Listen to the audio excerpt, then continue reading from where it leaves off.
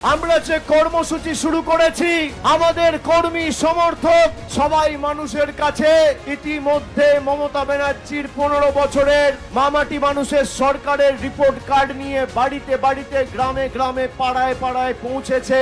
এই বাঁকুড়া জেলায় 2019 সালে বিজেপির 2 জন সাংসদ জিতেছিল।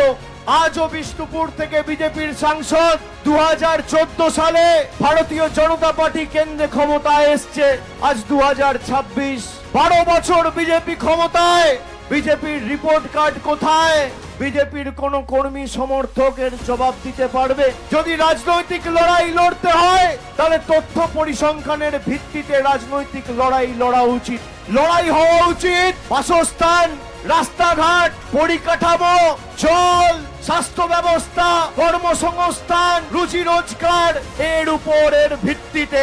বিজেপির কর্মীদের নেতাদের অনুরোধ করব, আমার কথা যতদূর যাচ্ছে মনোযোগ দিয়ে শুনুন। কারোর কানে ঢুকলে আমার কথা শুনবেন। সংবাদ মাধ্যমে দেখছেন, সমাজ মাধ্যমে দেখছেন, বিজেপির নেতা, সাংসদ, বিধায়কদের প্রতি চ্যালেঞ্জ রইল। মমতা ব্যানার্জির সরকার 15 বছর ক্ষমতায় আর নরেন্দ্র মোদীর সরকার 12 বছর ক্ষমতায়। এই বাঁকুড়া জেলার জন্য কি করেছে? বাঁকুড়ার একটা মাঠ বা বিষ্ণুপুরের একটা মাঠ বেছে নিক, সময় বেছে নিক, জায়গা বেছে নিক, 1 ঘন্টা সময় দেবে। একদিকে আমি থাকবো আর একদিকে বিজেপির নেতা থাকবে। একদিকে আমি আমাদের সরকারের রিপোর্ট কার্ড নিয়ে যাব আর একদিকে বিজেপির পদ্ম ফুলের জল্লাদরা মোদী সরকারের রিপোর্ট কার্ড নিয়ে আসবে। ফোকাটটা করে মাঠের বাইরে যদি বের করে দিতে না পারি মানুষের সামনে মুখ দেখাবো না। আমাদের সরকার আসার পর একের পর এক মাল্টি সুপার স্পেশালিটি হাসপাতাল, বাঁকুড়ার বিশ্ববিদ্যালয়, ব্লকে ITI, polytechnic, degree college, government college, হাজার হাজার কিলোমিটার রাস্তা বাংলার প্রত্যন্ত এলাকা জুড়ে কে করেছে? আমাদের সরকার করেছে।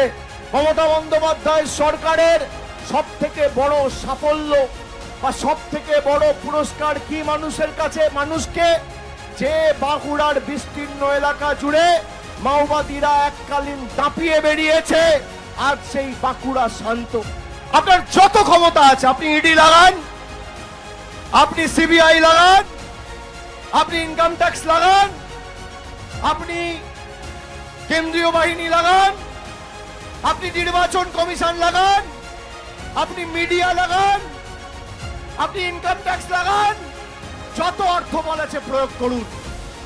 একদিকে আপনার সাথে ED, income tax, CBI, IT, সব কেন্দ্রীয় প্যারামিলিটারি ফোর্সেস, সেন্ট্রাল ফোর্সেস, আধা সামরিক বাহিনী, সেনা, সব বিচার ব্যবস্থা, সংবাদ মাধ্যম, আর একদিকে মমতা বন্দ্যোপাধ্যায় আর বাংলার 10 কোটি মানুষ। দেখি কে হারে কে যেতে।